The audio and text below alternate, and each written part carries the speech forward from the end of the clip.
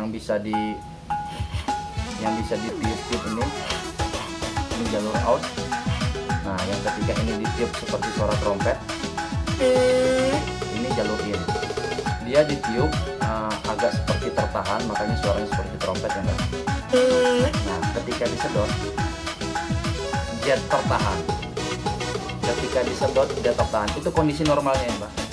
Solar yang sudah dia sedot itu dia akan jaga tidak kembali lagi ke tangki. Itu salah satu fungsi dari si priming pump. Biasanya untuk starter itu kita butuh 1, 2, 3 atau 4 kali. Intinya starter itu menjadi lebih panjang. Yang tadinya biasanya sekali start langsung jreng, tapi ketika di jalur bahan bakar itu terjadi kekosongan atau terjadi ada udara, maka starter jadi agak susah gitu ya Mbak. Makanya halo Mbak YouTube, kali ini saya mau sharing tentang ini. Pasti Mbak YouTube semua udah tahu kan apa ini. Saya mau sharing tentang WS Isuzu Panther. Apa yang mau saya sharingkan, tonton terus videonya, jangan di skip-skip biar kita sama-sama belajar Mbak. Oke Mbak, matur suwun Mbak.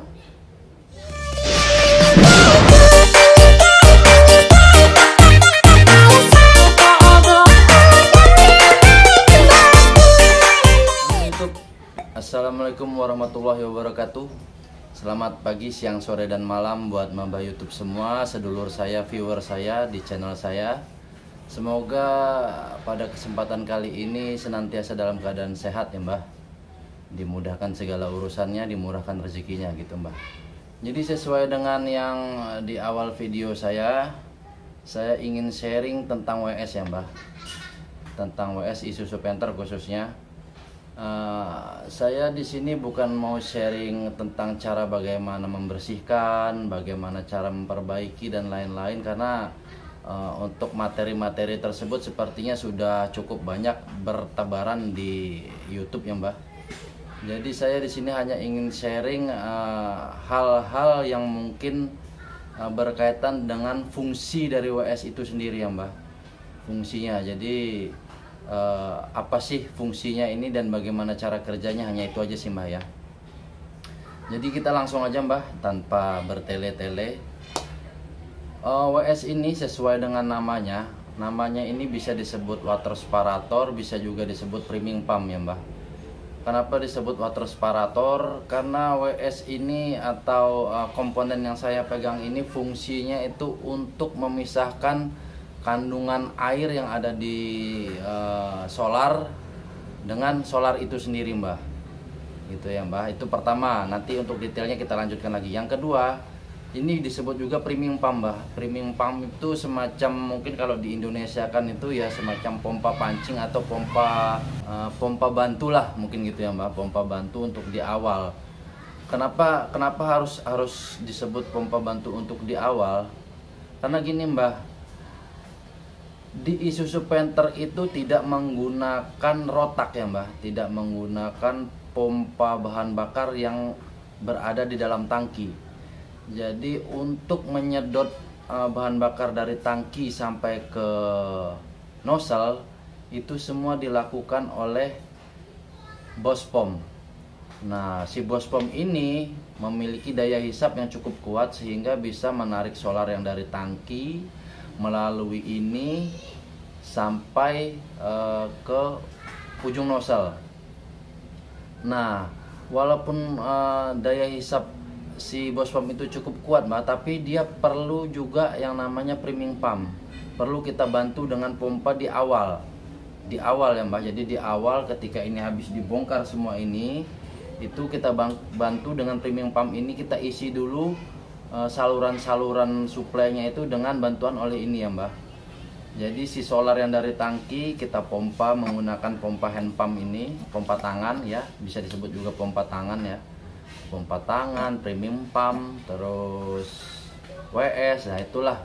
Tapi barangnya ya ini ya intinya Mbak ya. Tapi untuk Isuzu Panther di WS-nya ini tidak dilengkapi dengan filter bahan bakar ya Mbak. Jadi hanya WS-nya saja, gitu ya Mbak. Nah, kembali lagi tadi ke pembahasan yang pertama biar kita singkat-singkat aja. Jadi setelah semua ini dibongkar, contohnya pada saat pembersihan atau penggantian filter solar, otomatis kan ada yang namanya kekosongan di jalur bahan bakar itu sendiri ya Mbah ya. Jadi kekosongan itu bila tidak dibantu dengan ini, maka kinerja bospom itu menjadi berat, sehingga biasanya Mbah ya, biasanya untuk starter itu kita butuh 1, 2, 3 atau 4 kali. Intinya starter itu menjadi lebih panjang. Yang tadinya biasanya sekali start langsung jreng, tapi ketika di jalur bahan bakar itu terjadi kekosongan atau terjadi ada udara, maka starter jadi agak susah gitu ya Mbah. Makanya dibutuhkan ini. Nah, ini hand pumpnya ini bekerja dengan cara ya menyedot solar secara manual ya Mbah, dengan cara dipompa ini. Ya, ini dipompa, solar tersedot, akhirnya terisi sampai padat. Nah, biasanya kalau udah padat berarti di saluran suplai bahan bakar tuh sudah terisi solar dengan sangat baik. Nah, di WS ini atau di premium pump ini, di hand pump ini ada ini baut 10 ini. Ini biasanya gunanya atau fungsinya ini untuk membuang udara yang terjebak ya Mbak. Udara palsu yang terjebak di dalam saluran bahan bakar. Kenapa harus dibuang? Nah, itu pertanyaannya ya Mbak. Kenapa kok harus dibuang sih Mbak udara? Dampaknya seperti apa sih? Atau ada efeknya seperti apa sih? Nah, efeknya itu sendiri yang biasanya disebut di kalangan teman-teman pengguna mesin diesel khususnya, itu biasanya disebut keanginan atau masuk angin. Nah, ketika mesin diesel mengalami keanginan, maka biasanya itu mesin sedikit agak pincang-pincang ya Mbak. Agak pincang-pincang, nyalanya agak susah gitu. Jadi ketika idle tuh agak pincang, atau bahkan ketika kita melakukan perjalanan tiba-tiba seperti kehilangan tenaga, terutama pada saat kita injak gas, dia seperti ketinggalan. Nah, itu salah satunya ciri-ciri ada angin palsu terjebak. Nah, hebatnya insinyur permesinan itu Mbah ya, mereka tuh sudah benar-benar sudah benar-benar memikirkan apa dan bagaimananya gitu. Jadi ketika udara itu terjebak, maka kita tinggal kendurkan baut ini, kendurkan sampai nanti keluar buih-buihnya itu Mbah. Buih-buih itu menandakan banyaknya udara yang terjebak ya Mbah. Jadi ketika kita pompa sambil kita buka ini tuh buih keluar, terus buang sampai buih itu habis, benar-benar yang keluar hanya solar. Baru kita kencangkan lagi bautnya. Setelah itu kita pompa sampai padat. Biasanya kalau sudah buih-buihnya hilang itu sudah pasti bisa padat. Dan saya tidak mempraktekkan ini karena memang di YouTube sudah banyak ya Mbak ya. Jadi kita nggak perlu praktekkan lagi bagaimana cara membuang angin ya Mbak ya. Oke, selanjutnya Mbak, fungsi dari ini itu tidak hanya untuk sebagai priming pump atau pompa pancing di awalnya Mbak ya. Jadi kembali lagi ke namanya, dia water separator. Water separator berarti pemisah air. Kenapa disebut pemisah air? Ada solarnya lagi Mbak. Kenapa disebut pemisah air ya? Karena gini Mbah, solar itu memang terkenal dengan kebiasaannya, atau apa ya disebutnya sederhananya. Jadi solar itu memang mengandung air Mbah. Jadi dia gampang sekali terkontaminasi dengan air, dengan adanya kondensasi, penguapan dan lain-lain itu. Jadi dia sangat gampang mengandung air, dan memang dia mengandung air lah intinya gitu ya Mbak. Jadi bahasa kimianya itu saya nggak ngerti. Jadi bahasa desonya intinya begitu, solar itu memang mengandung air, makanya diciptakanlah ini Mbah. Diciptakannya ini, dan cara kerjanya itu sebelum air itu sampai masuk ke dalam bospom dan terinjeksi oleh nozzle, karena sangat berbahaya apabila sampai air masuk ke ruang bakar ya Mbah. Itu ada namanya water hammer ya Mbah. Water hammer itu sangat berbahaya sekali untuk mesin diesel karena berakibat sangat fatal. Nah, oleh sebab itu diciptakanlah ini Mbah. Cara kerjanya sendiri ialah membedakan si air itu dengan solar dengan prinsip berat jenisnya ya Mbah ya. Berat jenis minyak dan berat jenis air itu kan berbeda Mbah. Jadi lebih berat lebih berat air ketimbang minyak. Karena air itu selalu berada di bawah dan minyak selalu berada di atas gitu. Jadi mereka itu tidak bersatu ya Mbah. Nah, di dalam ini ada pelampung. Pelampung yang hanya sebatas ini saja nih, mungkin setengahnya si tabung WS ini. Ini ada pelampung naik turun. Nah, ketika air itu sudah penuh, maka pelampung ini kan otomatis naik, Mbah. Pelampung ini bekerja berdasarkan berat jenis air, jadi tidak bekerja berdasarkan berat jenis si solarnya ya Mbah. Jadi kalau solar pun ini penuh, pelampung itu tidak akan naik, gitu Mbah. Jadi ketika air yang naik, maka pelampung ini naik, gitu Mbah. Karena dia bekerja berdasarkan berat jenis air Mbah. Itulah hebatnya insinyur itu, saya nggak ngerti mau jelasinnya seperti apa, tapi begitu cara kerjanya Mbah. Oke. Ketika air itu sudah penuh dan pelampung naik, ini sebenarnya dia punya kabel Mbah, 2. Kabel ini yang nantinya akan terhubung ke speedometer kita yang menunjukkan bahwa kondisi air itu sudah penuh. Biasanya ada lampu di indikatornya itu gambar-gambar water sedimentor ya Mbah. Ya Mbah udah paham semua lah itu. Nah, ini kenapa nggak ada kabelnya? Ya memang putus, bukan sengaja saya putus Mbah. Ya karena sesuatu dan lain hal jadi putus, ya udah saya putusin sekalian lah gitu kan, nggak saya pakai. Karena ini mobil saya tahu persis bagaimana kondisi mobil saya, jadi saya anggap saya tidak perlu, untuk sementara tidak perlulah pakai ini, sambil nanti menunggu kalau memang ini benar-benar rusak saya ganti sekalian gitu. Dan berhubung ini masih bagus, masih fine aja, ya untuk apa diganti kan gitu Mbah, hanya karena kabel yang ini. Oke Mbah, kembali lagi ke situ ya Mbah. Cara kerjanya memisahkan air dengan membedakan berat jenis air dengan solar itu sendiri. Oke, sudah jelas, mudah-mudahan sudah jelas. Karena saya nggak mau panjang-panjang, takut nanti ada yang komplain lagi Mbah. Nah, sekarang di komponen ini ya Mbah, di komponen headnya ini, di kepalanya ini terdapat mekanisme pompa. Jadi kemampuan menghisap yang dari tangki dihisap masuk ke sini dan didorong sampai ke bos pom, sampai padat. Nah, terdapat mekanisme itu. Nah, kalau ini rusak, komponen ini rusak nih, ini harganya lumayan. Ini harganya lumayan, kayaknya di atas 1 juta. Kalau ini rusak tuh ciri-cirinya, oke Mbah, oke, ciri-cirinya pertama, pagi ketika mobil sudah diparkirkan lama, pagi pertama kali kita mau starter itu sedikit agak susah, agak panjang starter. Jadi butuh usaha gitu ya Mbah. Itu kenapa terjadi demikian, kerusakan ini itu karena fungsi ini itu tidak hanya sebagai pompa, tapi juga sebagai katup cek valve mungkin namanya Mbah ya, atau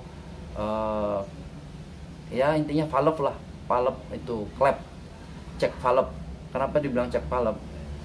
Karena sesuatu yang sudah dia sedot, solar yang sudah dia sedot itu, dia akan jaga tidak kembali lagi ke tangki. Itu salah satu fungsi dari si priming pump ini juga Mbah, si hand pump ini atau si WS ini, itu salah satu fungsinya. Makanya dia ada lidahnya di sini Mbah ya. Nah, ini lidahnya ini di dalam ini Mbah. Oke, mudah-mudahan kelihatan. Ya, kelihatan ya. Ya, itu lidahnya itu. Lidahnya ini berfungsi sebagai cek valve. Yang mana cek valve ini akan menjaga cairan dari dalam ini untuk kembali lagi ke tangki. Nah, ini jalur innya, jalur outnya, ini jalur out yang bisa ditiup-tiup ini jalur out. Nah, yang ketika ini ditiup seperti suara trompet, ini jalur in. Dia ditiup agak seperti tertahan, makanya suaranya seperti trompet ya Mbak. Nah, ketika disedot dia tertahan. Ketika disedot dia tertahan. Itu kondisi normalnya ya, Mbak. Jadi kondisi normalnya itu si valve ini, si head priming pump ini, hand pump ini dan head WS ini, biar namanya saya sebut tiga-tiganya biar nggak ini ya, Mbak, biar nggak rancu. Kondisi normalnya adalah ketika ditiup dia bunyi seperti trompet. Ketika kita sedot, nggak apa-apa, bibir saya bau solar udah biasa Mbak, demi sedulur-sedulur saya. Ketika disedot dia ngunci Mbak, ya dia tertahan. Memang tidak 100% tertahan, tapi dia tertahan. Nah, ketika cairan itu ada di dalam WS ini kan dipompa penuh ya Mbak. Dipompa penuh, isinya solar penuh. Nah, harusnya normalnya dia ini solar itu tidak balik lagi ke tangki. Jadi dijaga oleh si palep tadi Mbak, si katup butterfly tadilah itu. Seperti lidah apalah itu ya. Itu yang menjaga solar itu tidak balik lagi ke tangki. Nah, ketika ini rusak, itu tadi Mbak penyebabnya, efeknya. Jadi starter susah dan butuh daya khusus untuk menstart mobil ketika pagi hari atau pertama kali mobil dinyalakan.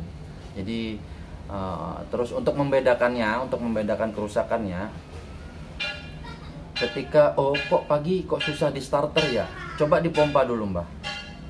Ketika mobil susah di starter, terus kita pompa dulu hand pump ini, pompa sampai padat, terus kita start.